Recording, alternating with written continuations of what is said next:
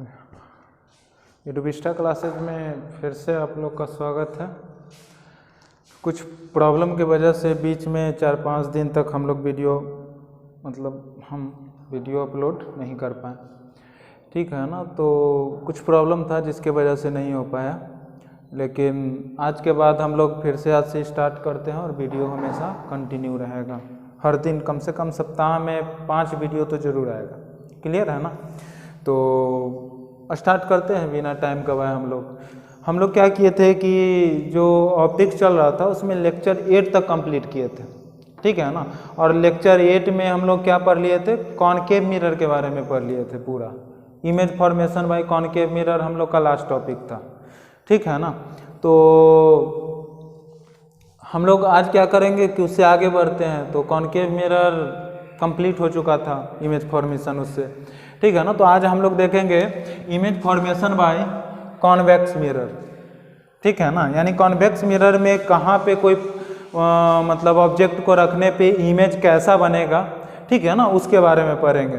तो concave mirror में हम लोग क्या देखे थे कि कॉनकेव मिरर में जो इमेज का पोजीशन था वो कहाँ कहाँ रखे थे हम लोग, पोल और फोकस के बीच में यहाँ पे रखे थे, फिर फोकस पे रखे थे, फिर फोकस और तुम्हारा सेंटर ऑफ कर्वेचर है वहाँ पे रखे थे, यहाँ पे रखे थे, ठीक है ना। 1 2 3 4, फिर इन्फिनिटी और सेंटर ऑफ कर्वेचर के बीच में रखे थे, और फिर कहाँ पे रखे थे, इन्फिनिटी में। इस प्रकार से हम लोग का कितना कंडीशन बन रहा था, 6 कंडीशन बन रहा था ना।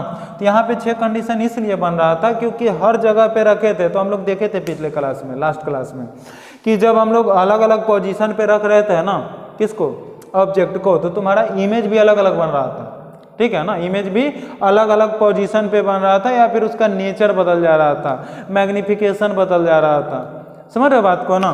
तो आज हम लोग क्या देखेंगे ना कि कॉन्वेक्स मिरर में ये सब करने पे क्या होता है, ठीक है ना। तो देखो आज हम लोग कॉन्वेक्स मिरर के बारे में देखते हैं, इसमें इमेज फॉर्मेशन के बारे में देखो। तो देखो होता क्या है कि जो तुम्हारा कॉन्वेक्स मिरर है ना, उसमें इमेज फॉर्मेशन में हम लोग बस 2 ही कंडीशन का यूज करेंगे, ठीक है ना।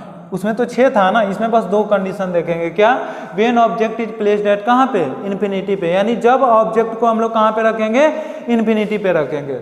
दूसरा, जब ऑब्जेक्ट को हम लोग इन्फिनिटी और मिरर के बीच में कहीं पे रखेंगे, सीधा बोल सकते हो, या फिर ये बोल सकते हो कि मिरर के प्रिंसिपल एक्सिस में कहीं भी रख सकते हैं। क्लियर है ना। या फिर ज़्यादा बेटर बोलना ही होगा कि इनफाइनाइट और मिरर के बीच में कहीं भी रख सकते हैं। क्लियर है ना। तो आज हम लोग इसमें क्वेश्चन उठता है कि सर इसमें 2 ही कंडीशन क्यों आया।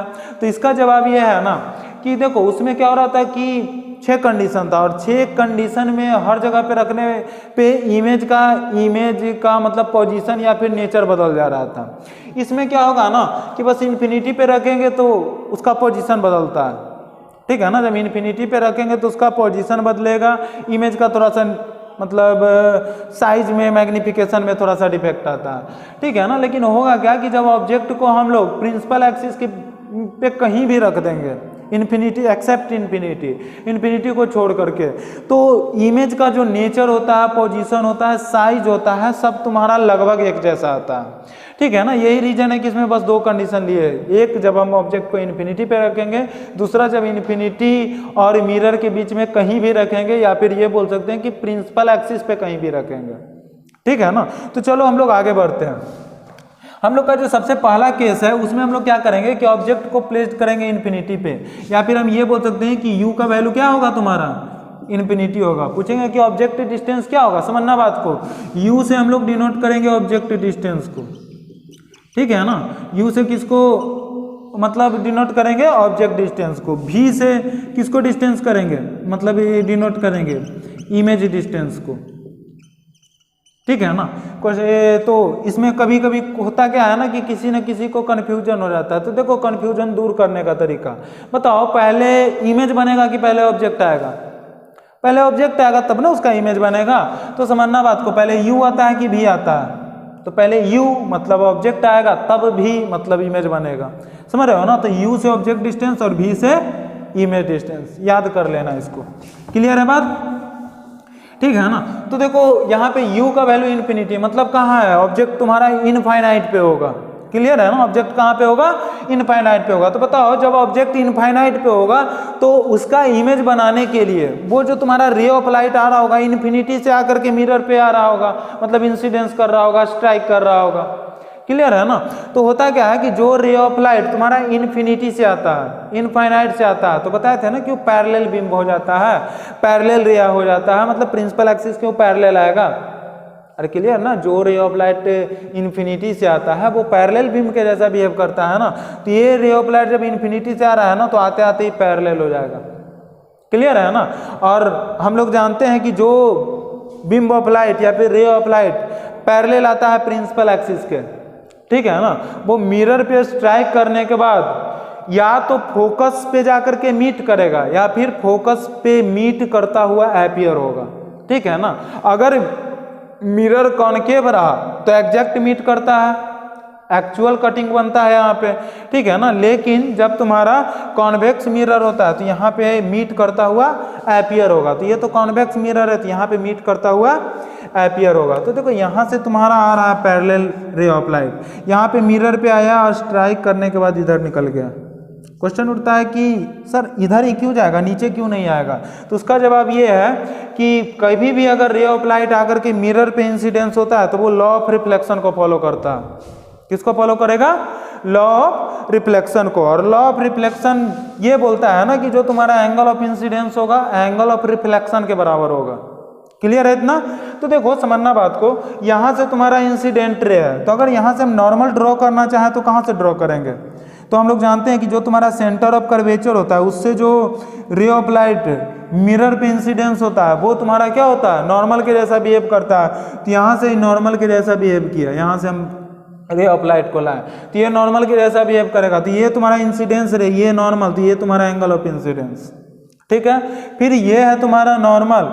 अगर समझ लेना बात को, अगर ये रे ऑफ लाइट को हम इधर लाएं, समझना बात को, अगर ये रे ऑफ लाइट को हम इधर लाएं तो पूछेंगे कि एंगल ऑफ रिफ्लेक्शन कौन होगा, तो बोलोगे कि ये वाला। तो देखो क्लियरली दिख रहा है कि एंगल आई इतना, एंगल आर इतना। लॉ ऑफ रिफ्लेक्शन फॉलो हुआ नहीं हुआ। एंगल आर जो तुम्हारा है एंगल ऑफ रिफ्लेक्शन वो बड़ा हो गया ना एंगल ऑफ इंसिडेंस से, तो ये तुम्हारा इक्वल नहीं हुआ। लेकिन लॉ ऑफ रिफ्लेक्शन के अनुसार तो इक्वल होना चाहिए।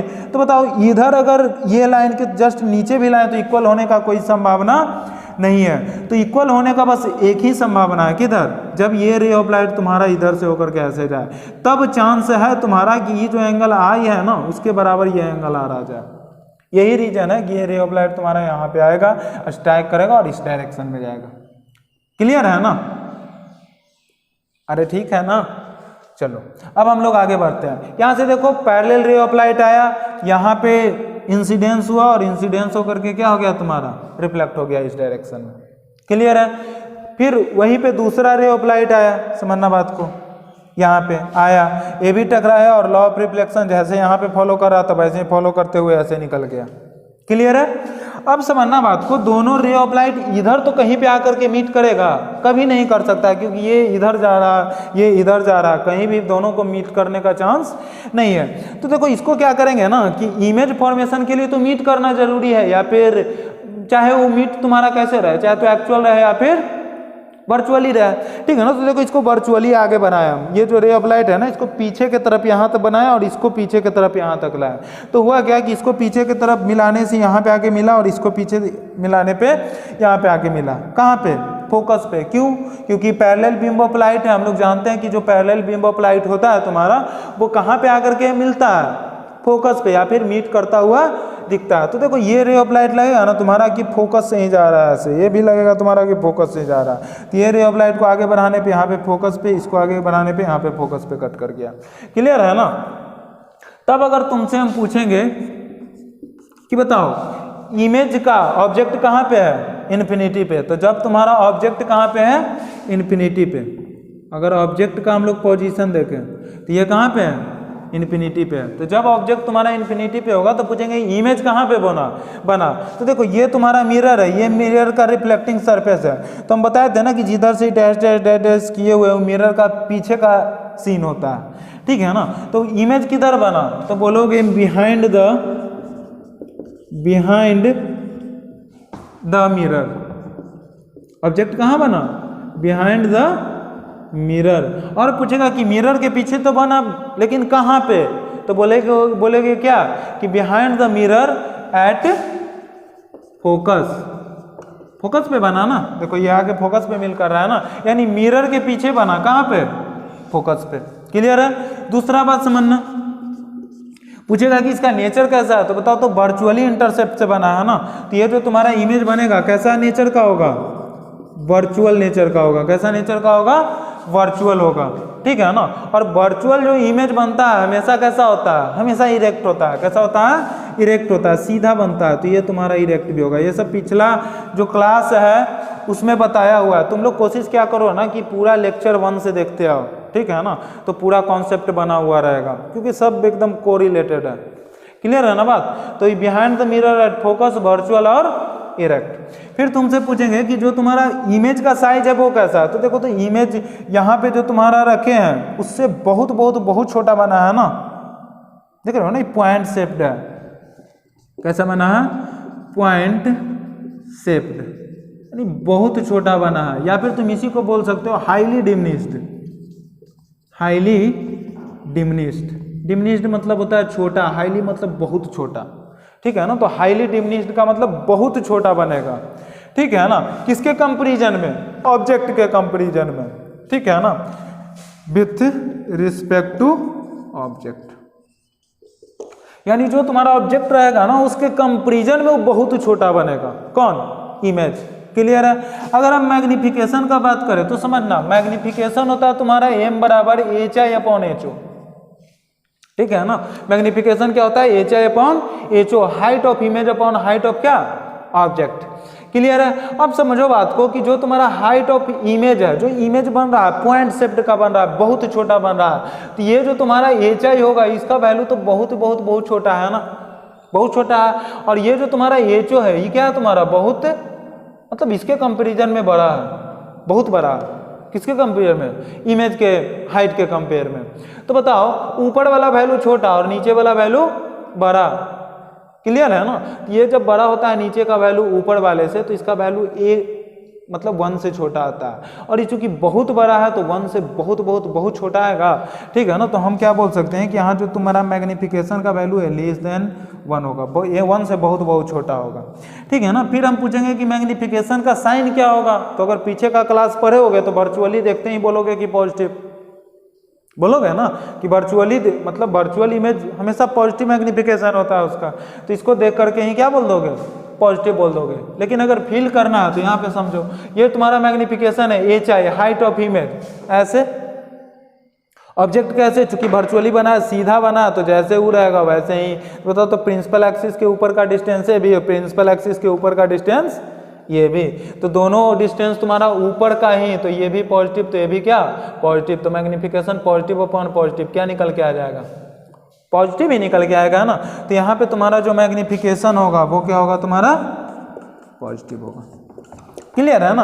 तो ये हम लोग को समझने वाला बात था कि अगर हम ऑब्जेक्ट को कहाँ पे रखेंगे, अगर इन्फिनिटी पे रखेंगे तो यहाँ से रे आया, पहले ले आ जाएगा ना, इन्फिनिटी से आ रहा है तो वो रिफ्लेक्ट हो जाएगा, यहाँ आया रिफ्लेक्ट करके मिला कहाँ पे, फोकस पे, तो इमेज का फॉर्मेशन भी फोकस पे हो जाएगा। कहाँ पे, मिरर के पीछे, तो बोल दिए behind the mirror. Virtually intercept से बना तो बोले वर्चुअल, फिर वर्चुअल बनेगा तो इरेक्ट बनेगा, जाहिर सी बात है। फिर तुम्हारा ये है, पूछेंगे कि इसका शेप कैसा है, तो पॉइंट शेप या फिर हाईली डिमिनिश्ड बोलो, बहुत छोटा बनेगा, ठीक है ना। फिर क्या होगा तुम्हारा कि जो मैग्निफिकेशन है वो बहुत बहुत बहुत छोटा होगा 1 से, क्यों, क्योंकि हाइट ऑफ इमेज बहुत छोटा है हाइट ऑफ ऑब्जेक्ट से। फिर जो तुम्हारा एम है वो क्या होगा, पॉजिटिव होगा। क्लियर है ना बात। तो उम्मीद करते हैं कि ये वाला केस अच्छे से समझ में आ गया होगा। ये जो तुम्हारा सेकेंड केस है ना, ये वाला, इसमें क्या होता है तुम्हारा कि मतलब एक यहाँ पे है, एक ऑब्जेक्ट को तुम इन्फिनिटी पे रख सकते हो, या फिर इन्फिनिटी और फोकस यहाँ मिरर के बीच में, ये तुम्हारा पोल है, तो पोल और इसके बीच में कहीं भी रख सकते हो। तो होता क्या है ना कि जब इन्फिनिटी पे रखोगे तो फोकस पे बनता है, और बाकी सब पोजीशन पे तुम्हारा क्या हो जाता है, ऑब्जेक्ट का नेचर सेम हो जाता है। क्लियर है ना। यही के रीजन है कि बस इसमें 2 केस बना है, ठीक है ना। तो हम लोग को केस नंबर 2 देखते हैं। क्या देखेंगे, केस नंबर 2, ठीक है ना। तो इसमें हो जाएगा तुम्हारा when object is placed anywhere at principal axis.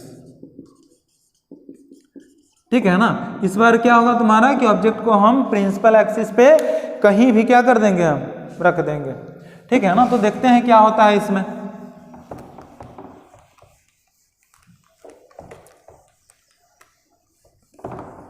चलो समझो तो बात को।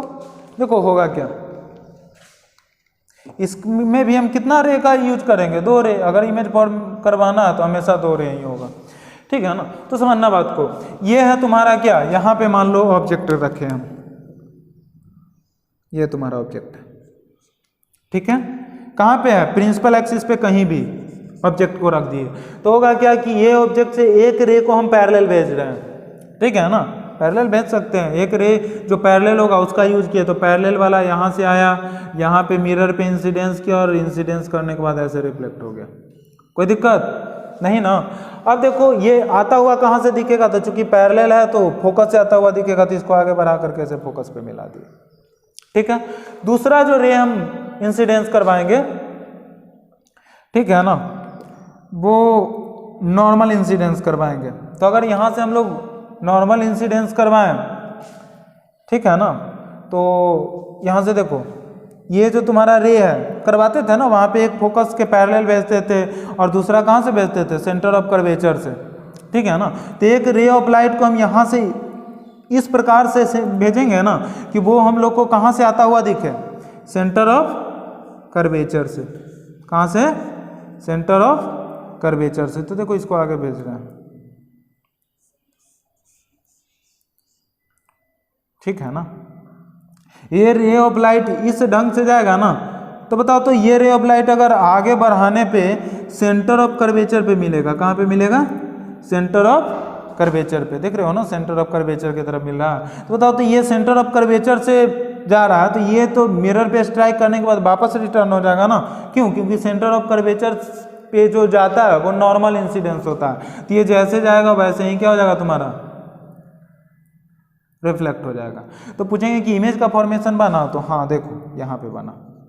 दोनों जो तुम्हारा लाइन था कहाँ पे कट किया, यहाँ पे कट किया, ये रेड बना किया ना। तो पूछेंगे हम यहाँ पे कि जो तुम्हारा इमेज बना, ठीक है ना, जो इमेज बना वो मतलब कहाँ बना, तो बोलोगे क्या कि मिरर के पीछे। कहाँ पे बना, मिरर के पीछे, बिहाइंड द मिरर। कहाँ बना, बिहाइंड द मिरर, मिरर के पीछे बना ना। और मिरर के पीछे कहाँ पे बना था, देखो पिछला जो केस था उसमें फोकस पे बना था, इसमें फोकस और पोल के बीच में बना। ठीक है ना। तो behind the mirror, between focus and pole, focus and pole. समझ रहे हो ना, मिरर के पीछे लेकिन कहाँ, तो फोकस और पोल के बीच में। ठीक है ना। फिर दूसरा हम तुमसे पूछेंगे कि बताओ इसका नेचर कैसा है। तो देखो ये भी तुम्हारा वर्चुअल इंटरसेप्ट से बना है। कैसा बना है, वर्चुअल इंटरसेप्ट से। तो पूछेंगे कि मिरर के मतलब कैसा इमेज बना, तो बोलोगे वर्चुअल। कैसा, वर्चुअल। और वर्चुअल बना तो इरेक्ट बनेगा। कैसा बनेगा, इरेक्ट बनेगा। क्लियर है ना। अगर वर्चुअल बना तो इरेक्ट भी बनेगा। तीसरा कि कैसा बनेगा, तो ये ऑब्जेक्ट है और देख रहे हो ना इमेज कितना छोटा है, ये ऑब्जेक्ट है और ये क्या है तुम्हारा, इमेज है। तो क्या बोलेंगे हम लोग, डिमिनिश्ड बनेगा। कैसा बनेगा, डिमिनिश्ड बनेगा। बहुत छोटा इमेज बनता है किसमें, कॉन्वेक्स मिरर में। कॉन्वेक्स मिरर में देखो पिछले वाला केस में भी डिमिनिश्ड था, इसमें भी क्या है तुम्हारा, डिमिनिश्ड है, बहुत छोटा इमेज है। ठीक है ना। फिर तुम लोग से हम ये पूछेंगे कि चलो डिमिनिश्ड बना, लेकिन अगर इसका मैग्निफिकेशन का हम बात करें तो मैग्निफिकेशन क्या होगा। तो मैग्निफिकेशन हम लोग जानते हैं ना, एम का वैल्यू क्या होता है, HI/HO होता है ना मैग्निफिकेशन, HI/HO। बताओ तो ये है तुम्हारा HI, हाइट ऑफ इमेज, और ये है हाइट ऑफ ऑब्जेक्ट। तो HI का वैल्यू फिर से यहाँ पे छोटा है, अरे है ना, और HO का वैल्यू फिर से यहाँ पे क्या है तुम्हारा, बड़ा है। ठीक है ना। HI छोटा और HO फिर क्या है तुम्हारा, बड़ा है। यानी नीचे वाला वैल्यू जो है ऊपर वाला से क्या है, बड़ा है। तो M का वैल्यू क्या होगा तुम्हारा, लेस देन 1 ही आएगा ना, 1 से छोटा आएगा ना। जैसे देख लो इसका वैल्यू 3 और 5, 3/5 का वैल्यू लिखोगे तो 0.6, 1 से छोटा है। क्लियर है ना। यहाँ पे लिखेंगे M लेस देन 1, यानी जो तुम्हारा मैग्निफिकेशन होगा 1 से क्या होगा, छोटा होगा। अगर हम मैग्निफिकेशन के साइन का बात करें तो मैग्निफिकेशन का साइन देख लो, ये तुम्हारा HI प्रिंसिपल एक्सिस के ऊपर, तो इसको पॉजिटिव लेंगे, ये भी प्रिंसिपल एक्सिस के ऊपर पॉजिटिव लेंगे, तो ये भी पॉजिटिव और ये भी पॉजिटिव, तो पॉजिटिव अपॉन पॉजिटिव का वैल्यू m का वैल्यू क्या आ जाएगा, पॉजिटिव। तो जो तुम्हारा मैग्निफिकेशन आएगा ना वो आएगा तुम्हारा पॉजिटिव। क्लियर है ना, जो मैग्निफिकेशन आएगा वो क्या आएगा तुम्हारा पॉजिटिव। तो देखो खास बात क्या हम लोग को दिखा, खास बात ये दिखा ना कि अगर तुम मिरर कॉन्वेक्स ले रहे हो ना, समझना बात को, जो नोट करने वाला पॉइंट है उसको समझना। जो तुम्हारा मिरर है अगर वो कॉन्वेक्स रहा, कैसा रहा, अगर वो कॉन्वेक्स मिरर रहा, तो जो तुम्हारा इंपॉर्टेंट पॉइंट बन के आएगा ना उसको समझना, इंपॉर्टेंट पॉइंट्स। सबसे पहला जो तुम्हारा इमेज बनेगा हमेशा वर्चुअल बनेगा। क्या बनेगा, देख रहे हो ना, इस केस में भी वर्चुअल बना, उसमें भी वर्चुअल बना, मतलब इमेज का नेचर सेम होगा। नेचर का सेंस ये होता है ना कि मतलब वर्चुअल बना कि रियल बना, उल्टा बना कि सीधा बना, इसी को नेचर बोलते हैं। तो नेचर तो देख रहे हो ना हर केस में सेम है, वर्चुअल और इरेक्ट। तो हम लोग बोल सकते हैं ना कि जो तुम्हारा कॉन्वेक्स मिरर है, इसको अपने लैंग्वेज में लिख लेना, ठीक है ना, यहाँ पे टाइम का थोड़ा सा प्रॉब्लम हो रहा है। जो तुम्हारा कॉन्वेक्स मिरर होगा उसमें जो इमेज का नेचर होगा, ठीक है ना, वो हमेशा कैसा होगा, वर्चुअल होगा। कैसा होगा, वर्चुअल एंड इरेक्ट होगा। मतलब कि अगर तुम कॉन्वेक्स मिरर ले रहे हो ना उसमें इमेज हमेशा तुम्हारा वर्चुअल और इरेक्ट बनेगा। क्लियर है। दूसरा क्या बात समझ में आया कि इसका जो मैग्निफिकेशन है, मैग्निफिकेशन है, ये क्वेश्चन आता है कि कौन ऐसा मिरर है ना जिसमें हमेशा वर्चुअल इमेज बनता है। तो देखो वर्चुअल इमेज कॉनकेव में भी बन रहा था, लेकिन उसमें बस एक केस में जब हम फोकस और पोल के बीच में रख रहे थे, ठीक है ना। लेकिन इसमें देखो हर केस में तुम्हारा इमेज वर्चुअल है, तो अगर सिर्फ वर्चुअल बोलेगा तो कौन सा मिरर होगा, वो कॉन्वेक्स मिरर होगा, ठीक है ना। इसका मैग्निफिकेशन हमेशा पॉजिटिव है। इसका मैग्निफिकेशन का खास बात देख रहे हो ना कि हमेशा क्या है, पॉजिटिव है। दूसरा क्या है, लेस देन 1 है। इसका मैग्निफिकेशन हमेशा पॉजिटिव है और हमेशा क्या है तुम्हारा, लेस देन 1 है। क्वेश्चन उठता है कि सर कॉन्वेक्स मिरर का हम लोग यूज कहाँ पे करते हैं। तो देखो जो बाइक वगैरह चलाते हो ना, या फिर जो भी गाड़ी है, ठीक है ना, जो गाड़ी है उसका साइड मिरर के रूप में इसका पूछोगे कि यूज कहाँ पे है, यूज, तो गाड़ी का जो साइड मिरर होता है उसमें सबसे इंपॉर्टेंट क्वेश्चन यही है कि जो तुम्हारा कॉन्वेक्स मिरर है उसमें मतलब कहाँ पे इसका यूज करते हैं। तो गाड़ी के साइड मिरर में। क्वेश्चन उठता है क्यों हम लोग कॉनकेव का क्यों नहीं करते हैं। तो उसमें समझना बात को, अगर तुम कॉनकेव मिरर ले रहे थे, समझना बात को, बात अच्छे समझना। ये मान लो तुम्हारा कॉनकेव मिरर है, ठीक है ना, ये है तुम्हारा पोल और ये है तुम्हारा फोकस। क्या नहीं दिख रहा, समझना बात को। क्वेश्चन उठता है कि सर गाड़ी के साइड मिरर के रूप में ही हम इसका क्यों यूज करते हैं, ठीक है ना। उसका रीजन समझना। उसका रीजन ये है ना कि जैसे अगर हम लोग कॉनकेव मिरर का यूज करना चाहें, ये मान लो कॉनकेव मिरर है, ये है तुम्हारा पोल, ये है फोकस और ये है सेंटर ऑफ कर्वेचर। तो बताओ यहाँ से लेकर के इन्फिनिटी से फोकस तक अगर हम लोग कहीं भी ऑब्जेक्ट को रख रहे थे तो जो इमेज का फॉर्मेशन हो रहा था वो कैसा हो रहा था तुम्हारा, इन्वर्टेड हो रहा था ना। कैसा हो रहा था, इन्वर्टेड हो रहा था, ठीक है, इन्वर्टेड हो रहा था। और कैसा हो रहा था तुम्हारा, कैसा, रियल था। इन्वर्टेड और रियल था, तो खैर इससे मतलब नहीं है, इन्वर्टेड हो रहा था। मतलब क्या कि कोई भी चीज हमको उल्टा दिख रहा था, समझ रहे बात को ना। कोई भी चीज हमको क्या दिख रहा था, उल्टा दिख रहा था। कहाँ से, इससे और फोकस के बीच में। लेकिन जैसे ही फोकस और पोल के बीच में आए थे तब इरेक्ट दिख रहा था। तुम लोग बोलोगे कि यही सर तो इरेक्ट वाला नहीं दिखेगा। तो देखो जब हम लोग बाइक चलाते हैं तो बहुत सारा गाड़ी हम लोग के क्लोज भी रहेगा और बहुत सारा दूर भी रहेगा। तो अगर क्लोज रहेगा, समझना बात को समझना, अगर गाड़ी क्लोज रहेगा तब तो तुम्हारा कॉनकेव मिरर में इरेक्ट दिखेगा, सीधा दिखेगा, यानी जो गाड़ी जैसा आ रहा है वैसा ही दिखेगा, ठीक है ना। लेकिन जैसे ही बताओ अगर फोकस, मतलब गाड़ी का स्पीड तो घटते बढ़ते रहता है ना, तो मान लो हम अपना स्पीड बढ़ा करके आगे निकल गए, तो जैसे ही हम फोकस से आगे क्रॉस करेंगे ना, जैसे ही फोकल लेंथ से आगे क्रॉस करेंगे या फिर वो पीछे हो जाएगा, तो फिर वो गाड़ी हमको उल्टा दिखना शुरू हो जाएगा, समझ रहे हो ना।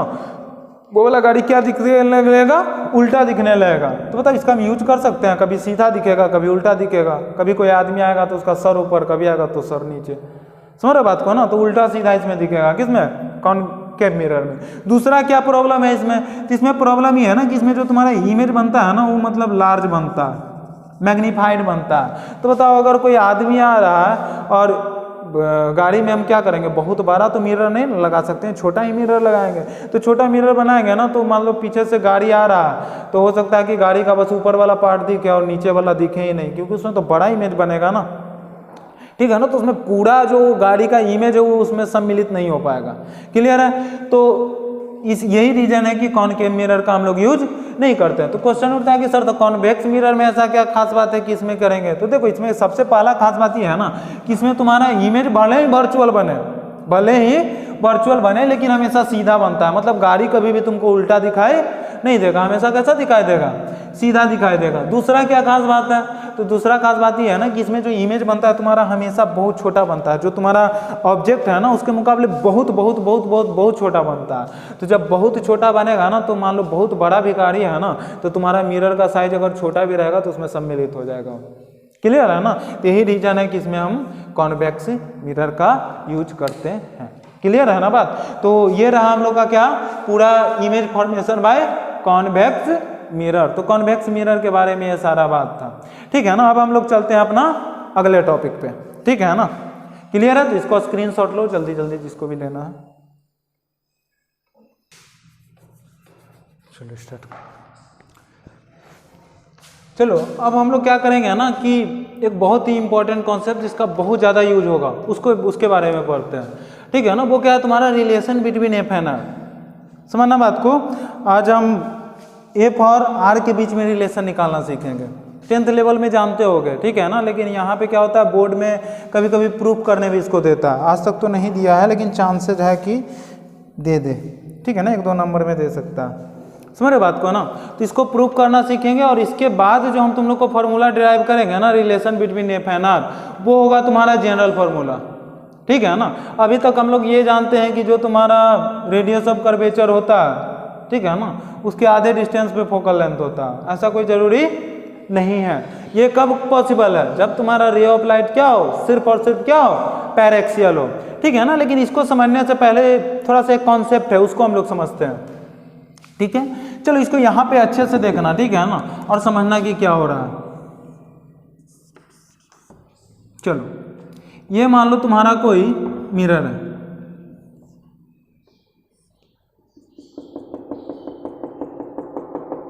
ये क्या है, कोई तुम्हारा मिरर है। अब समझना बात को, एक रे ऑफ लाइट है, यहाँ से हम ऐसे ऊपर से ऐसे ड्रॉ किए, ठीक है, ठीक है ना। और ये तुम्हारा पैरेलल रे ऑफ लाइट है। कैसा है, पैरेलल रे ऑफ लाइट है। तो ये कहाँ से जाएगा, मान लो ये इसका फोकस है तो ये हमेशा फोकस से जाएगा, ऐसे फोकस से गुजर गया। क्लियर है। और देखना समझना, एक बात हम जो तुम लोग को नोटिस करवाना चाहेंगे ना उसको नोटिस करना बस, ठीक है ना। ये देखना, ये जो तुम्हारा प्रिंसिपल एक्सिस है, ये क्या है तुम्हारा प्रिंसिपल एक्सिस है, उससे यहाँ पे हम एक यहाँ पे परपेंडिकुलर ड्रॉ कर रहे हैं। देखो ये रे ऑफ लाइट बहुत ऊपर था, यहाँ से परपेंडिकुलर ड्रॉ किए तो समझना बात को, तुम्हारा डिस्टेंस कौन बना, तो तुम बोलोगे कि सर इतना डिस्टेंस बना, पोल तक का डिस्टेंस, ये तुम्हारा पोल है, तो यहाँ से पोल तक का डिस्टेंस इतना दिख गया। क्लियर है बात।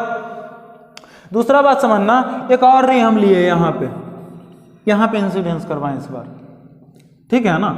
और फिर से क्या करेंगे, ये तो फोकस से जाएगा तुम्हारा, ठीक है ना। कर छोड़ो ये वाला मसला, हटाओ फोकस से जाने वाला, बस ये समझो कि इसके पैरेलल भेजे, यहाँ से परपेंडिकुलर ड्रॉ किए, इतना डिस्टेंस बना, ठीक है।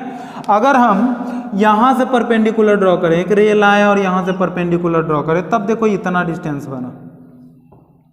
क्लियर है।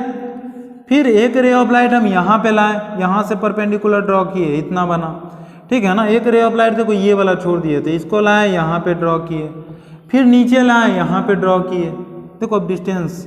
देखो समझाना क्या चाह रहे हैं, समझाना ही चाह रहा है ना कि जब हम सबसे ऊपर वाला रे ऑफ लाइट लाए थे तो इतना डिस्टेंस था, थोड़ा सा रे ऑफ लाइट को हम नीचे किए तब डिस्टेंस इतना हो गया, मतलब ये वाला जो लेंथ था वो घट गया थोड़ा सा, ठीक है ना, इतना बच गया। फिर थोड़ा सा हम और नीचे लाए तो ये डिस्टेंस और घट गया, और नीचे लाए तो और घट गया, और नीचे लाए और घट गया। मतलब ये ना कि जब रे ऑफ लाइट तुम्हारा ये बहुत नीचे आएगा ना, तो ये जो तुम्हारा जब परपेंडिकुलर ड्रॉ करेंगे वो पी पॉइंट के बहुत नज़दीक चला जाएगा। समझे बात को क्या बोले हम? चलो फिर से सुनो, ये बहुत इंपॉर्टेंट पॉइंट है, हर जगह पे यूज होगा, मिरर फॉर्मूला प्रूफ करेंगे वहाँ भी यूज होगा, तो समझना बात को।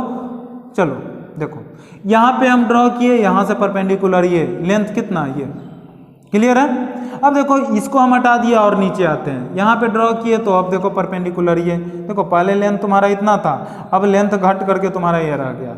अब देखो और नीचे आए हम यहाँ पे, यहाँ से परपेंडिकुलर ड्रॉ किए, देखो लेंथ ये वाला घट करके अब इतना रह गया, और नीचे आए यहाँ पे घट करके ये परपेंडिकुलर की अब लेंथ इतना रह गया। मतलब ये बताना चाह रहे हैं ना कि अगर प्रिंसिपल एक्सिस के बहुत क्लोज अगर कोई लाइन आया जो कि इसके पैरेलल है, ठीक है ना, तो वहाँ से जब परपेंडिकुलर ड्रॉ करोगे तो लगभग पी पॉइंट के आसपास ही होगा, मतलब लगभग पी पॉइंट पे ही होगा। क्लियर है ना, कोई दिक्कत नहीं। तो सबसे पहला कॉन्सेप्ट ये है, और ये वो लाइन जो प्रिंसिपल एक्सिस के पैरेलल हो और इसके बहुत क्लोज हो, उसको क्या बोलते हैं हम? पैरेक्सियल रे। क्या बोलते हैं? पैरेक्सियल रे। और ये सब जो ऊपर का लाइन है इसको कौन सा रे हम बोलेंगे? मार्जिनल रे बोलेंगे। क्या बोलेंगे? मार्जिनल रे। पीछे का जो क्लास है उसमें हम बताए थे। तो मतलब ये है कि अगर पैरेक्सियल रे रहा तो ये जो तुम्हारा यहाँ से परपेंडिकुलर ड्रॉ करेंगे लगभग पी पॉइंट पे ही होगा। क्लियर है बात? ठीक है ना, पहला कॉन्सेप्ट तो ये।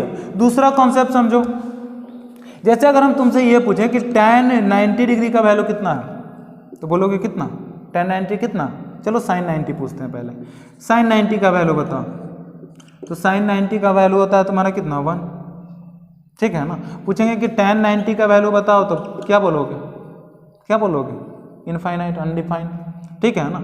उसी प्रकार अगर तुमसे हम ये पूछेंगे कि ठीक है ना कि sin 0 का वैल्यू बताओ, तो क्या बोलोगे? 0। ठीक है। अगर पूछेंगे कि tan 0 का वैल्यू बताओ, तो क्या बोलोगे? 0। तो देख रहे हो ना, जब तुम्हारा 0 बोलने का मतलब क्या है कि एंगल बहुत छोटा कर दिए ना हम। 0 बोलने का मतलब क्या हो गया कि एंगल हम बहुत छोटा कर दिए। तो देखो जब एंगल बहुत छोटा हो गया ना, तो tan 0 का वैल्यू तुम्हारा 0 के बराबर हो गया। मतलब ये है कि साइन थीटा में अगर थीटा बहुत छोटा हो तो जो तुम्हारा साइन थीटा है वो मतलब थीटा के बराबर हो जाता है। देखते हो ना, अगर इसको हम साइन थीटा के जैसा बिहेव करें, 0 के जगह पे थीटा लिखें, तो इसका आंसर क्या आया? थीटा ही आया है ना। मतलब ये है कि अगर तुम्हारा, लेकिन कब? जब ये तुम्हारा बहुत छोटा हो, वेरी वेरी वेरी स्मॉल। उसी प्रकार tan थीटा को भी समझ सकते हो। मतलब बस बताना ही चाह रहे हैं ना कि अगर तुम्हारा theta very very very small हो, बहुत बहुत बहुत छोटा हो, इतना छोटा हो लगभग 0 के आसपास का हो, ठीक है ना, तब तुम्हारा जो साइन थीटा होता है, जो तुम्हारा साइन थीटा होता है वो इक्वल होता है थीटा के, और tan थीटा जो होता है भी इक्वल होता है किसके? थीटा के। ठीक है ना। तो ये दो जो कॉन्सेप्ट है ना, इसको याद रखना, और ये भी हर जगह यूज होगा और ये भी हर जगह पे यूज होगा। क्लियर है ना। अगर रे तुम्हारा पैरेक्सियल रे है, तो यहाँ से जब तुम परपेंडिकुलर ड्रॉ करोगे तो लगभग पोल पे ही होगा, लगभग पोल पे ही होगा। क्लियर है ना। दूसरा तुम्हारा पोल पे होगा ये जरूरी नहीं है, लगभग पोल पे होगा, मतलब इतना कम डिस्टेंस पे होता है ना कि दोनों इक्वल मान लेते हैं। क्लियर है। दूसरा बात समझना कि अगर ये तुम्हारा थीटा बहुत छोटा रहे तो साइन थीटा भी थीटा के बराबर और tan थीटा भी थीटा के बराबर। ये दो कॉन्सेप्ट है तुम्हारा जिसका हर जगह पे यूज करेंगे। क्लियर है ना। चलो इसको हटाते हैं हम। अब आते हैं हम लोग अपना प्रूफ पे। तो यहाँ पे देखो, एक जो हम एजम्पशन ले रहे हैं, यहाँ पे जो हम एजम्पशन ले रहे हैं, समझना बात को। एजम्पशन ये है ना कि यहाँ पे जो तुम्हारा इंसिडेंट रे है, incident ray is a paraxial रे। क्या एजम्पशन है यहाँ पे? यहाँ पे जो रे ऑफ लाइट तुम्हारा इंसिडेंस हो रहा है, ये कैसा है? पैरेक्सियल है। कैसा है? पैरेक्सियल है। देखो ये तुम्हारा पैरेलल रे है, आया मिरर पे स्ट्राइक किया, लॉ ऑफ रिफ्लेक्शन को फॉलो करते हुए क्या हो गया? तुम्हारा फोकस से मतलब आ गया। ये तुम्हारा रे ऑफ लाइट नॉर्मल है। तो अच्छा ये बताओ, जब ये तुम्हारा नॉर्मल है, ठीक है ना, तो ये जैसे जाएगा वैसे यहाँ पे टकराने के बाद वापस चलाएगा। कोई दिक्कत नहीं ना। तो ये बताओ, जब यहाँ पे लॉ ऑफ रिफ्लेक्शन फॉलो हो रहा है, तो अगर ये वाला एंगल को हम थीटा मान लें, ठीक है ना, ये वाला एंगल को हम क्या कर लें? थीटा मान ले। या फिर ये बोल सकते हैं कि जो तुम्हारा इंसिडेंट रे है ना, जो तुम्हारा इंसिडेंट रे है वो मिरर के साथ थीटा एंगल बना रहा है। ठीक है ना। ये मान सकते हैं कि बी कंसीडर इंसिडेंट रे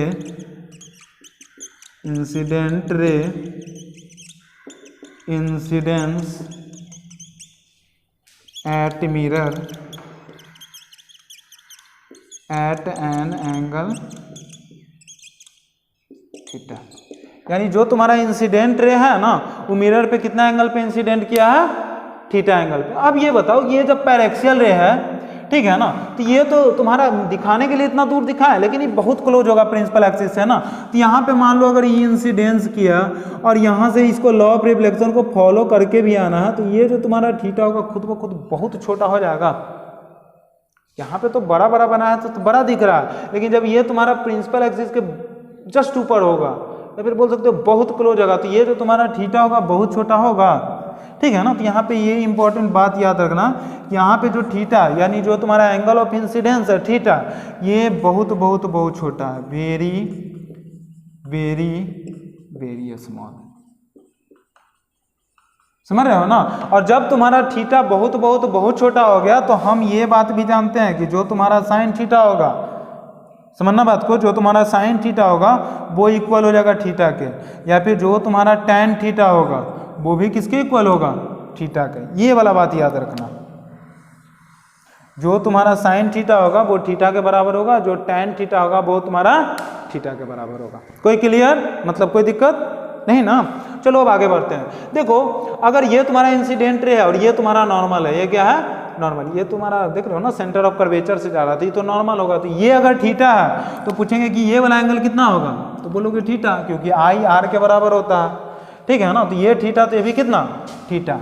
अब बताओ ये तुम्हारा रे ये वाला रे के पैरेलल है, समझना बात को, ये और ये दोनों पैरेलल है ना। और ये देखो ये तीसरा लाइन इसको इंटरसेप्ट कर रहा है, तो यहाँ पे देखो तो जेड जैसा बन रहा है, और जहाँ पे जेड जैसा बनता है पैरेलल रे के बीच में, ठीक है ना। तो ये हो गया तुम्हारा अल्टरनेट एंगल, तो ये एंगल थीटा, तो ये भी कितना, थीटा, ये थीटा, तो ये भी कितना, थीटा। कोई दिक्कत नहीं ना। अब बताओ ये थीटा ये थीटा, तो इसका नाम दे दें हम, ये तो तुम्हारा पोल है तो P से डिनोट करेंगे इसको हम L मान लेते हैं इंसिडेंस रे को, और ये हो गया तुम्हारा R हो गया, और बाकी सब तो क्लियर है, ठीक है ना। ये R हो गया, ये P हो गया, R हटा दो, इसको M मान लेते हैं, ठीक है ना। ये क्या है तुम्हारा M है, और ये क्या है तुम्हारा P है, ये C है, ये क्या है F है, और ये L है। क्लियर है ना। अब समझना बात को, ये तुम्हारा थीटा, तो ये भी कितना, थीटा, और ये पहले से theta, angle of reflection. Clear है ना। अब देखो ये ट्रायंगल में आते हैं हम, इन ट्रायंगल CFM में, इन ट्रायंगल समझना अच्छे से, इन ट्रायंगल CMF, ठीक है ना। जब ये ट्रायंगल में आओगे तुम, ठीक है ना, तो देखो तो ये वाला एंगल MFP,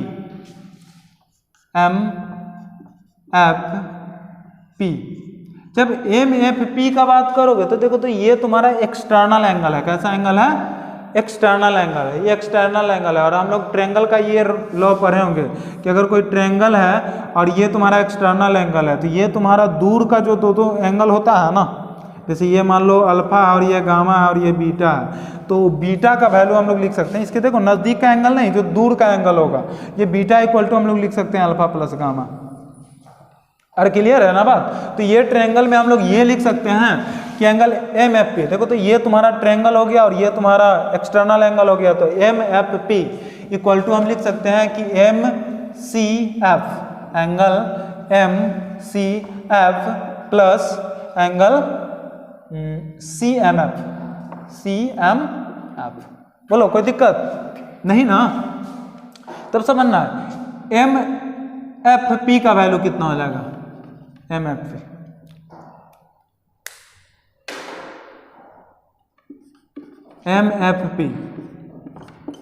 ठीक है ना, छोड़ दो उसको। MFP, ये जो तुम्हारा MFP है, MCF कितना है, MCF थीटा, ठीक है ना। CMF ये भी कितना, थीटा, तो ये थीटा और ये भी कितना, थीटा, तो एंगल MFP का वैल्यू कितना हो जाएगा तुम्हारा 2 थीटा, सही, ठीक है ना। तो MFP का वैल्यू कितना हो गया तुम्हारा 2 थीटा। इसका मतलब ये है कि ये थीटा और ये थीटा, तो ये वाला तुम्हारा एंगल कितना, ये वाला जो तुम्हारा एंगल है, ये वाला समझना, ये वाला ये एंगल है तुम्हारा 2 थीटा। ये एंगल तुम्हारा कितना हो गया तुम्हारा 2 थीटा। कोई दिक्कत नहीं ना। अब समझना बात से, यहाँ पे हम लोग कंस्ट्रक्शन क्या करेंगे, कंस्ट्रक्शन में हम लोग ये करेंगे ना कि यहाँ से जो तुम्हारा एम है ना, वहाँ से एक परपेंडिकुलर ड्रॉ करते हैं प्रिंसिपल एक्सिस पे, ठीक है ना। इसका भी कुछ नाम दे देते हैं, के रख दो, ठीक है ना। तो यहाँ से एम के परपेंडिकुलर पिक के, समझ रहे हो ना। यानी यहाँ से जो तुम्हारा एम के बनेगा, ये देख रहे हो परपेंडिकुलर है इस पे पी पॉइंट पे, ठीक है ना। तो एम के परपेंडिकुलर किस पे हो जाएगा तुम्हारा पिक के पे। कोई दिक्कत नहीं ना। अब देखो ये जो तुम्हारा रे है इतना ऊपर है नहीं, ये तो पैरेक्सियल रे है ना। तो बताओ एम के जब तुम्हारा परपेंडिकुलर ये होगा तो इसका क्या मतलब हो गया कि जो तुम्हारा के पॉइंट होगा ये बहुत बहुत बहुत क्लोज होगा ना, very very very close to P point. जो तुम्हारा पी होगा है भी, जो तुम्हारा के है वो पी के बहुत बहुत क्लोज है ना। नहीं है, देखो तो ऐसे भी पी और के बहुत बहुत क्लोज हो गया, नहीं इसके परपेंडिकुलर डालने से ये जो तुम्हारा पी है वो के बहुत क्लोज हो गया, ठीक है ना।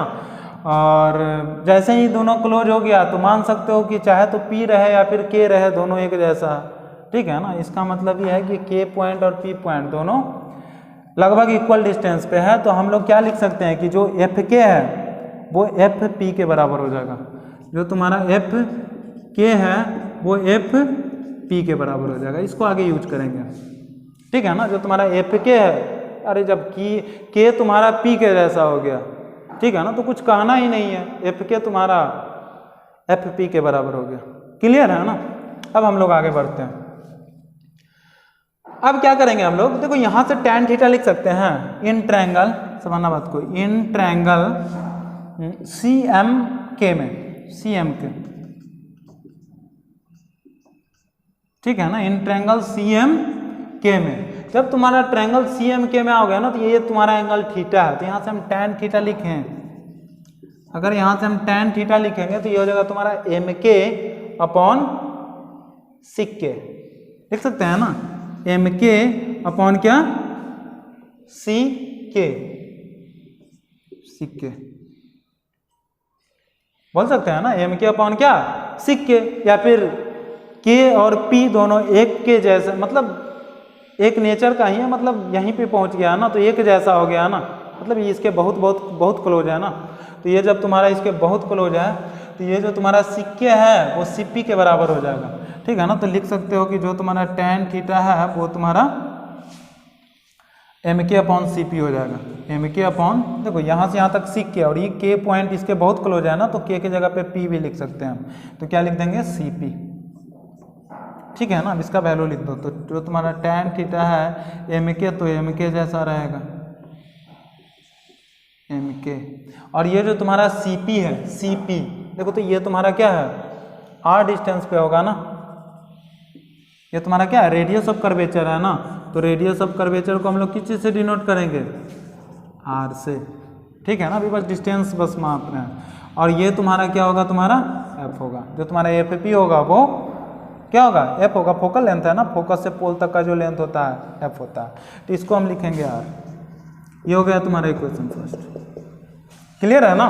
दूसरा पॉइंट अब देखो ये ट्रायंगल में आओ, एम एफ के में, इन ट्रायंगल यहाँ दिख रहा है ना ऊपर, हाँ, इन ट्रायंगल एम एफ के में, देखो तो इधर दिख रहा है ना, इन ट्रायंगल एम एफ के में। जब ट्रायंगल एम एफ के में आओगे तो यहाँ देखो तुम, यहाँ पे 2 थीटा है, ये परपेंडिकुलर है, ठीक है ना। तो यहाँ से भी tan 2 थीटा लिख सकते हो। tan 2 थीटा का जो तुम्हारा वैल्यू होगा, समझना बात को, tan 2 थीटा का जो तुम्हारा वैल्यू होगा उसको लिख सकते हो एम के अपॉन एफ के, एम के अपॉन क्या लिख सकते हो, एफ के लिख सकते हो, क्लियर है ना। तो यहाँ पे समझना बात को, tan 2 theta equal to tan 2 theta equal to M के जगह पे एम के को रहने दो, ठीक है ना। एम के जगह पे किसको रखने दिए, एम को, और एफ के जगह पे एफ पी लिख सकते हैं। एफ के जगह पे क्या लिख देंगे हम, एफ पी लिख देंगे।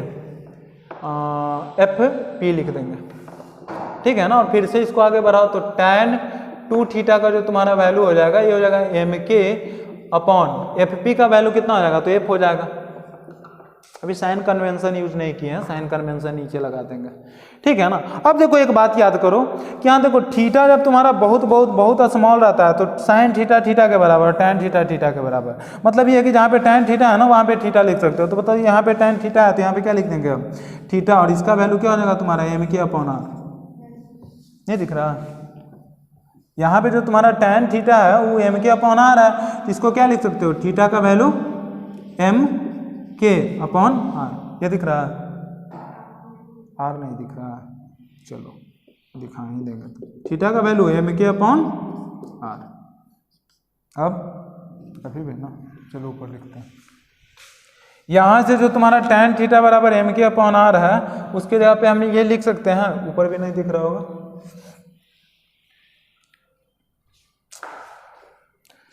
और यहाँ से थीटा का जो तुम्हारा वैल्यू हो जाएगा ये हो जाएगा एम के अपॉन आर।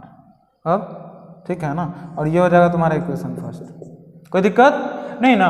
अब समझना यहाँ पे tan 2 थीटा है और ये भी तो थीटा बहुत छोटा है ना, तो 2 थीटा भी बहुत छोटा होगा, तो यहाँ पे tan 2 थीटा की जगह पे 2 थीटा लिख सकते हैं। और 2 थीटा का वैल्यू क्या लिखेंगे, एम के अपॉन आर, ठीक है ना। अब समझना 2 और थीटा की जगह पे अब क्या लिख सकते हैं हम, एम के अपॉन आर लिख सकते हैं, थीटा की जगह पे एम के अपॉन आर। तो यहाँ पे हो जाएगा तुम्हारा एम के अपॉन आर का जो वैल्यू होगा एम के अपॉन एफ। बोलो कोई दिक्कत नहीं ना। अब एम के से एम के क्या हो गया, कैंसिल। तो यहाँ से अगर हम एफ का वैल्यू लिखें, ठीक है ना, तो एफ का अगर वैल्यू लिखेंगे तो आर अपॉन 2 हो जाएगा, एफ बराबर आर बाय 2। अब साइन कन्वेंशन यूज करो, साइन कन्वेंशन। यहाँ पे थीटा का वैल्यू एम के अपॉन आर कहाँ से लिखे हम, with the help of equation first, equation first के हेल्प से। तो साइन कन्वेंशन अगर यूज करेंगे हम यहाँ से तो एफ की जगह पे क्या लिखेंगे, तो बताओ तो ये तुम्हारा फोकल लेंथ कॉन्वेक्स मिरर है ना, तो माइनस की तरफ इधर इंसिडेंट रे है ना, तो इंसिडेंट रे का डायरेक्शन उधर और डिस्टेंस पोल से इधर माप रहे हैं, ठीक है ना। या फिर तुम लोग को ये बताए थे कि पोल से लेफ्ट साइड का जो डिस्टेंस होगा उसको निगेटिव और राइट साइड का जो डिस्टेंस होगा उसको पॉजिटिव कंसीडर करेंगे। तो ये तो लेफ्ट साइड का डिस्टेंस है तो इसको माइनस एफ बोल दो, और आर भी तुम्हारा लेफ्ट साइड में ही है तो इसको माइनस आर बोलो, और ये हो जाएगा 2। तो माइनस से माइनस कैंसिल, तो एफ बराबर क्या आ गया तुम्हारा आर बाई 2। एफ बराबर क्या आ गया तुम्हारा आर बाई 2, इंपॉर्टेंट है, ठीक है ना। एफ बराबर आर बाई 2 हम लोग इसी का यूज करेंगे सबसे ज़्यादा, ठीक है ना। एफ बराबर आर बाई 2 बहुत इंपॉर्टेंट पॉइंट है कि जो तुम्हारा फोकल लेंथ होता है वो उसका वैल्यू तुम्हारा क्या होता है, आर बाई 2 होता है। क्लियर है। क्वेश्चन उठता है कि फॉर्मूला हर जगह पे एप्लीकेबल है, नहीं, हर जगह पे एप्लीकेबल नहीं है। तो इसके बारे में क्या बोलेंगे हम, तो ये जो तुम्हारा फॉर्मूला है ना, ओनली वैलिड फॉर पैरेक्सियल रे, समझे। ये देख रहे हो ना, यहाँ पे एजम्पशन था ना कि ये जो तुम्हारा रे ऑफ इंसिडेंस है कैसा है, पैरेक्सियल है, मतलब कि प्रिंसिपल रे एक्सिस के बहुत क्लोज रहेगा ना रे, तब तुम्हारा एफ बराबर हम क्या लिखेंगे, आर बाई 2 या फिर आर बराबर 2f, ठीक है ना। तो सबसे इंपॉर्टेंट पॉइंट कि ये फॉर्मूला है लेकिन कब वैलिड है, जब तुम्हारा पैरेक्सियल रे के लिए, किसके लिए वैलिड है, पैरेक्सियल रे के लिए। दूसरा इंपॉर्टेंट पॉइंट, तो दूसरा इंपॉर्टेंट पॉइंट यह है ना कि देखो इसको प्रूफ किए हम कॉनकेव मिरर से, किस मिरर से प्रूफ किए हैं, कॉनकेव मिरर से। लेकिन ये वैलिड है तुम्हारा किसी भी प्रकार के स्फेरिकल मिरर के लिए, valid for both spherical mirror, दिख रहा है ना ये, हाँ स्फेरिकल नहीं दिख रहा है मिरर, नहीं ना, अरे सुन रहे हो ना, क्या बोले कि वैलिड फॉर तुम्हारा बोथ स्फेरिकल मिरर। तो ये याद रखना कि फॉर्मूला है, ठीक है, लेकिन ये वैलिड किसके लिए है, तो वैलिड बस 2 कंडीशन में है, कब, जब तुम्हारा रे क्या हो, पैरेक्सियल हो, दूसरा क्या हो, मिरर कैसा हो, स्फेरिकल मिरर हो, तब ये फॉर्मूला हम अप्लाई करेंगे, नहीं तो नहीं करेंगे। क्लियर है ना। तो अच्छे से इसको स्क्रीनशॉट लो, ठीक है ना, फिर आगे बढ़ते हैं हम लोग।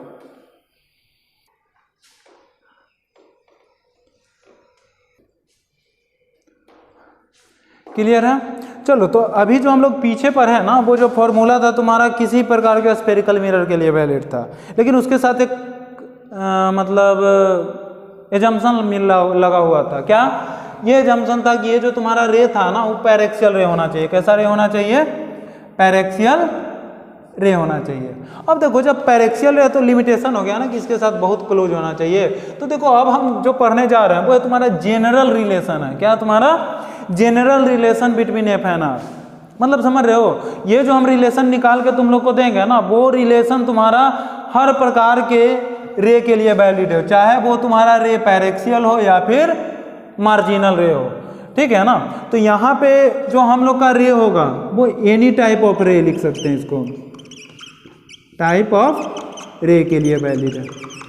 ठीक है ना। यहाँ पे हम लोग का क्या होगा? तुम्हारा एनी टाइप ऑफ रे के लिए वैलिड है। क्लियर है ना। वो रे तुम्हारा क्या हो सकता है? चाहे वो रे तुम्हारा रहे पैरेक्सियल रहे या फिर मार्जिनल रहे।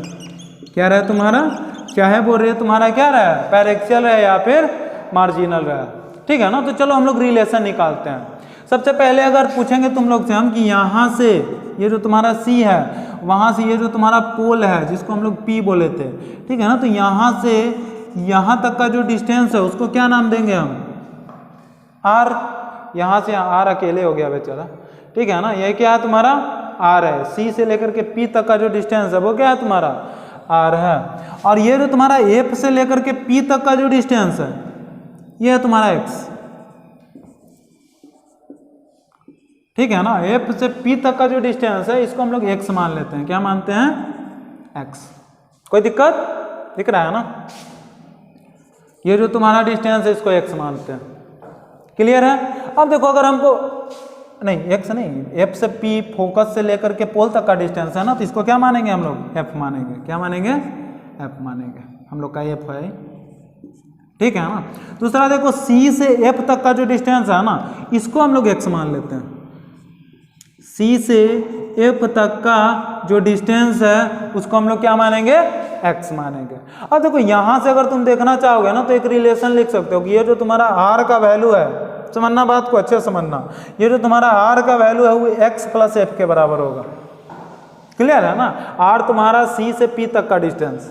ठीक है ना। तो लिख सकते हैं ना हम लोग कि आर का जो तुम्हारा वैल्यू है वो तुम्हारा एक्स प्लस एफ के बराबर है। समझना बात को। आर का वैल्यू तुम्हारा एक्स प्लस एफ के बराबर है। ठीक है। इसको इक्वेशन फर्स्ट मान लेते हैं। ठीक है ना। अब देखो आर और एफ में रिलेशन चाहिए तो हम लोग को प्रॉब्लम कौन दे रहा है? एक्स ना। हम लोग को प्रॉब्लम कौन दे रहा है? एक्स। तो एक्स का मतलब वैल्यू हम इस ढंग से निकालेंगे, चाहे तो आर के रूप में आ जाए या फिर एफ के रूप में निकल जाए, और उसको यहाँ पे अगर हम पुट कर देंगे तो आर और एफ में रिलेशन आ जाएगा। बहुत आसान है कि नहीं? है ना। ये तुम्हारा आर है, आर का वैल्यू एक्स प्लस एफ हो गया, एफ तो पहले से है और आप आर और एफ में ही रिलेशन निकालना है। ठीक है ना। तो एक्स का वैल्यू हम इस ढंग से निकालेंगे ना कि चाहे तो आर के रूप में आ जाए चाहे तो एफ के रूप में आ जाए, और जैसे ही आया तो उसका वैल्यू यहाँ पे पुट करेंगे, काम हो जाएगा। क्लियर है। तो हम लोग अब किसके पीछे पड़ जाएंगे? एक्स के पीछे पड़ जाएंगे। एक्स के पीछे। ठीक है ना। एक्स के पीछे पड़ जाएंगे और ये जो तुम्हारा एक्स है ना अगर उसका वैल्यू निकालेंगे तो काम हो जाएगा। ठीक है ना। उसके लिए हम लोग क्या करते हैं ना कि ये जो तुम्हारा एफ पॉइंट देख रहे हो ना यहाँ से एक परपेंडिकुलर ड्रॉ करते हैं। यहाँ से एक परपेंडिकुलर ड्रॉ किए हम। कहाँ पे? इस पॉइंट पे, और इसका नाम दे देते हैं हम लोग के। इसका नाम क्या दे दिए? के। और यहां से देख रहे हो ना सी से के तक का जो डिस्टेंस होगा, समझना बात को, समझना अच्छे से। ये तुम्हारा जो तुम्हारा परपेंडिकुलर जैसे ही हम ड्रॉ करेंगे तो ये डिस्टेंस कितना? एक्स, और ये तुम्हारा साइड हो गया। ठीक है ना। समझना ये तुम्हारा एंगल जो ये तुम्हारा रे है इंसिडेंस किया है थीटा एंगल पे। कितना एंगल पे? थीटा एंगल पे। चलता कहाँ है? ये एंगल तुम्हारा थीटा है। ये जब तुम्हारा थीटा होगा तो लॉ ऑफ रिफ्लेक्शन से भी थीटा होगा। अरे बोलो। ठीक है ना। और ये रे तुम्हारा पैरेलल आया है, तब ना देख रहे हो ना मिरर पे स्ट्राइक करने के बाद फोकस पे गया है। ये तुम्हारा थीटा है तो ये भी कितना हो जाएगा? तुम्हारा थीटा हो जाएगा। क्लियर है ना। ये भी क्या हो जाएगा? तुम्हारा थीटा। तो हम लोग कंस्ट्रक्शन में क्या किए? पहले कंस्ट्रक्शन में हम लोग फिर से एक परपेंडिकुलर ड्रॉ किए। एफ के जो होगा ना ये परपेंडिकुलर है। क्लियर आ रहा है? लाइट खत्म हो गया। एफ के जो है तुम्हारा ये परपेंडिकुलर है किस पे? इसका भी कुछ नाम देना पड़ेगा ना। इसका नाम एम दे देते हैं, ठीक है ना। तो एफ के परपेंडिकुलर है एम सी पे, एम सी। ये जो तुम्हारा एफ के है ये तुम्हारा एम सी पे क्या है, परपेंडिकुलर है। जैसे ही परपेंडिकुलर होगा तो बताओ तो कि ये तुम्हारा एंगल थीटा, ए भी थीटा और ये भी कितना थीटा, और ये तुम्हारा देखो ना, समझना, ये ट्रायंगल में जाओ, एम के एफ और सी एफ के, यानी ये वाला ट्रायंगल और ये वाला ट्रायंगल में देखो तो ये एंगल थीटा तो ये भी एंगल थीटा, ये 90 तो ये भी क्या तुम्हारा 90। तो हम लोग बोल सकते हैं ना ये कि अगर हम लोग प्रूफ लिखने जाएं तो हम लोग ये बोल सकते हैं ना कि ट्रायंगल एफ के एम, ट्रायंगल एफ के एम जो है ये सिमिलर है किसके, एफ के सी के, एफ के सी के। अरे बोलो कोई दिक्कत नहीं ना। और जैसे ही ये तुम्हारा सिमिलर हो गया या फिर सर्वांगसम बोल दो डायरेक्ट, ठीक है ना, कॉन्कुरेंट है, ठीक है ना, दोनों क्या है तुम्हारा कॉन्कुरेंट है। क्यों, ये वाला साइड भी है तुम्हारा, ये एंगल है, ये एंगल है, ठीक है ना। तो इस प्रकार से कॉन्कुरेंट हो जाएगा। क्लियर है। तो इसमें हम लिख क्या सकते हैं कि ये जो तुम्हारा सीके होगा ना, ये जो तुम्हारा सीके होगा ये तुम्हारा के एम के बराबर होगा, सीके तुम्हारा के एम के बराबर होगा। और इसको हम लोग बाई मान लेते हैं, इसको क्या मान लिया हम लोग, बाई मान लिए, ठीक है ना। इसको क्या मान लिया हम, बाई। मतलब क्या कि यहाँ से यहाँ तक का ही जो डिस्टेंस होगा ये वाला सी के, ये बाई हो जाएगा और ये भी कितना हो जाएगा तुम्हारा बाई हो जाएगा। क्लियर है ना। अब समझना बात को कि ये बाई हो गया, ये थीटा हो गया, ये एक्स हो गया और ये कितना हो गया 90 डिग्री। तो इन ट्रायंगल सी के एफ, सी के एफ, ट्रायंगल सी के एफ, अगर इसमें जाओगे तो ये तुम्हारा एंगल 90 डिग्री है, मतलब राइट एंगल ट्रायंगल। और जैसे ही ये तुम्हारा राइट एंगल ट्रायंगल हुआ तो यहाँ से देखो तो अगर हम कॉस थीटा लिखें, कॉस थीटा का वैल्यू लिखे तो कॉस थीटा क्या लिख सकते हो, क्योंकि देखो हम लोग का मेन फोकस है एक्स को आर से रिलेट करना या फिर एफ से रिलेट करना, ठीक है ना। तो यहाँ से हम लोग अगर कॉस थीटा का वैल्यू लिखेंगे तो कॉस थीटा क्या होता है तुम्हारा बी बाई एच। तो देखो ये तुम्हारा 90 डिग्री है तो इसके सामने का ये तुम्हारा क्या हो गया हाइपोटेनस हो गया। बाहर से लाइट जलाओ ना, बाहर से भी लाइट जलाओ, ये भी ठीक है, जला दो, ठीक है ना। ये कितना हो जाएगा तुम्हारा एक्स है ना, ये हाइपोटेनस है और ये क्या होगा तुम्हारा ये क्या हो जाएगा बेस है ना, एंगल के साथ लगा हुआ है तो ये बेस हो जाएगा तुम्हारा। क्लियर, नहीं जला,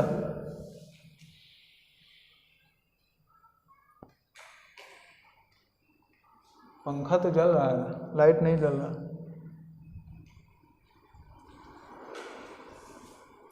क्लियर है ना। ये बाई है, थोड़ा मौसम खराब हो रहा है, पूरा खराब हो गया।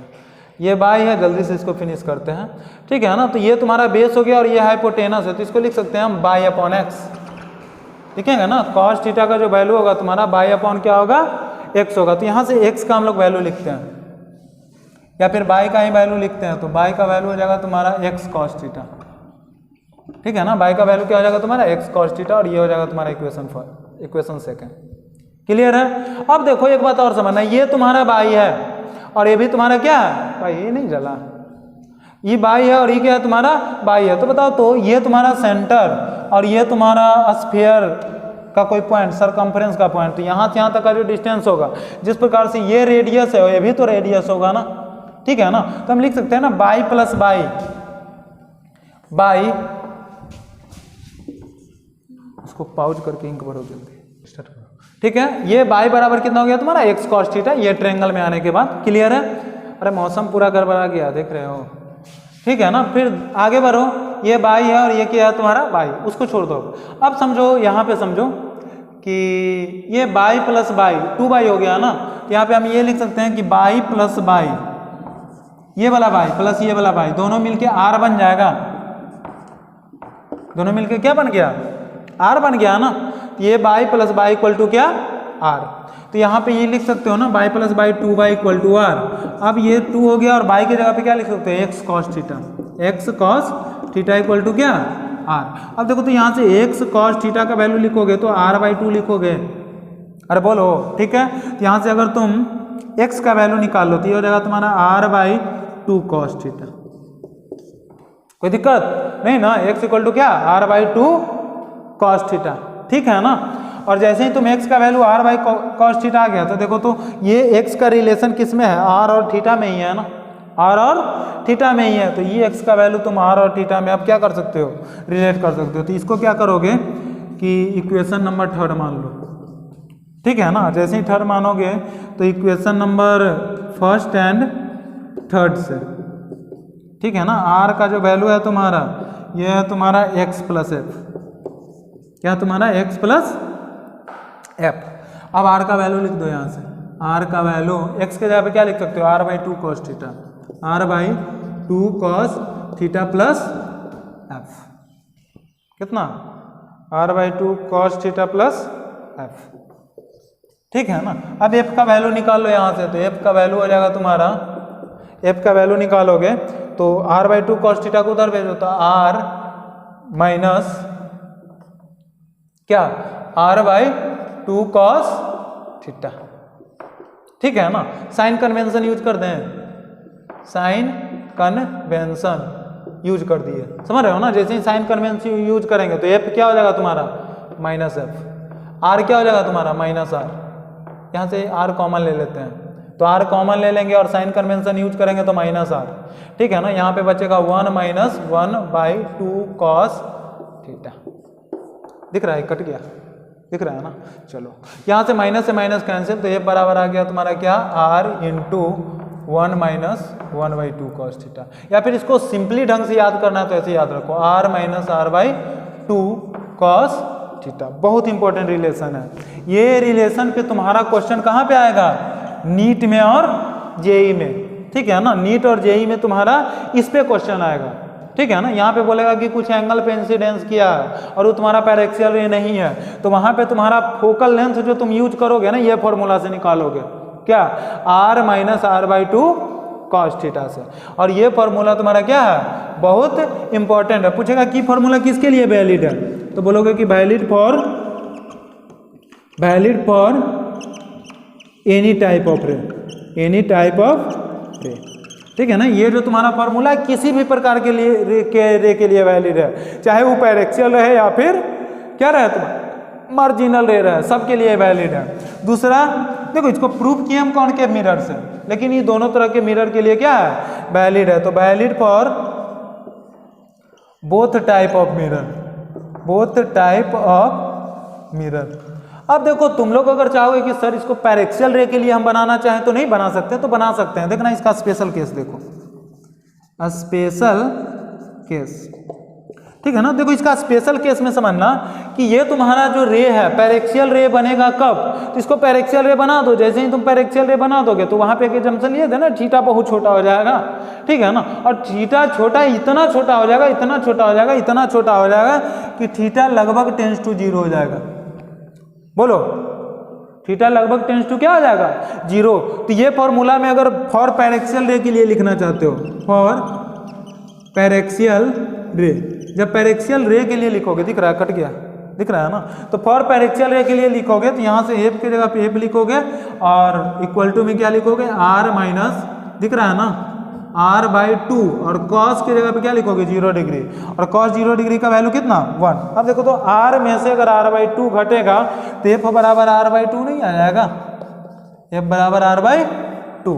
और यही तुम्हारा क्या रह गया, पैरेक्सियल रे वाला का प्रूफ। क्लियर है ना बात। तो यहाँ से ये जो तुम्हारा फॉर्मूला है ना, जनरल फॉर्मूला है, इसको तुम कहीं भी यूज कर सकते हो, लेकिन जो पीछे फॉर्मूला भरे वो सिर्फ पैरेक्सियल रे के लिए वैलिड था। f बराबर r बाई 2 जो होता है वो सिर्फ और सिर्फ पैरेक्सियल रे के लिए वैलिड है। और ये जो तुम्हारा फॉर्मूला है ना, ये किसी भी प्रकार के रे के लिए वैलिड है, जो कि रिलेशन कितना है तुम्हारा, f equal to r minus r by 2 cos theta. देखो इसको याद करने का कितना अच्छा तरीका है। याद करने का ये तरीका है ना तुम्हारा कि बताओ कॉस थीटा या साइन थीटा में किसको हट जाने से कोई फर्क नहीं पड़ता, 0 डिग्री पे, किसको, कॉस थीटा को। कॉस 0 का वैल्यू 1 होता है और 1 आने से कोई चेंजिंग नहीं होता। देखो यहाँ r पहले से है, अगर तुम पैरेक्सियल के लिए उसको डिफाइन करोगे तो यहाँ पे r बाई 2 घट जाना चाहिए, इसका मतलब कि इसका वैल्यू 1 हो जाना चाहिए, समझ रहे हो ना। तो 1 ही कब होगा, थीटा तो 0 डिग्री के आसपास है ना, तो यहाँ पे थीटा का कौन सा वैल्यू रखने पे ही 1 हो जाएगा। तो कॉस है चूंकि, तो कॉस है तो क्या लिखोगे, 0 डिग्री, ठीक है ना। तब इसका वैल्यू 1 होगा, तो f बराबर r minus r by 2 cos theta, बहुत इंपॉर्टेंट फॉर्मूला है, ठीक है ना। तो इस प्रकार तुम इसका स्क्रीनशॉट लो पहले, ठीक है ना, अभी रुक जाना, ठीक है, ले लिए हो गया। अब देखो होगा क्या कि ये हम लोग का है मतलब रिलेशन निकल गया एफ और आर के बीच में, बहुत इंपॉर्टेंट है जेई वगैरह के लिए, जेई नीट जो दे रहे हो उसके लिए इंपॉर्टेंट है। क्लियर है? अब समझना, चूंकि टाइम बहुत ज़्यादा हो गया, थोड़ा सा मौसम दिखा दो कितना खराब है, दिखाओ उधर घुमाओ, देखो मौसम आज का कितना खराब हो गया, ठीक है ना। आए थे धूप कर ये हो गया था। कल भी वीडियो बनाने के पीछे मौसम ही रीजन था, इतना ज़्यादा बारिश हो रहा था, लाइट उतना है नहीं, ठीक है ना, नेचुरल लाइट से तुम लोग का वीडियो बनाते हैं। क्लियर है?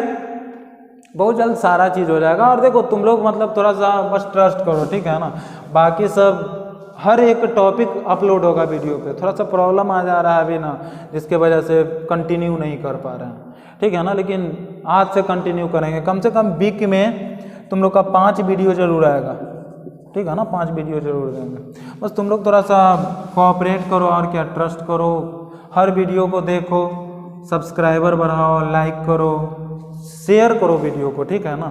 जितना जो भी अभी इस बार नीट देने वाला है, जेई देने वाला है, फिर जो बोर्ड देने वाला है स्पेशली, ठीक है ना, उसके बाद जितना ज़्यादा शेयर करोगे ना उतना ज़्यादा फायदा होगा। क्लियर है? थोड़ा सा मतलब अंदर का जोश मरना नहीं चाहिए, ठीक है ना। तो पूरा कंटिन्यू करेंगे, ठीक है ना, और उम्मीद करते हैं कि पूरा चीज़ आया होगा अच्छे से समझ में, ठीक है। तो आज के लिए जय हिंद, जय भारत।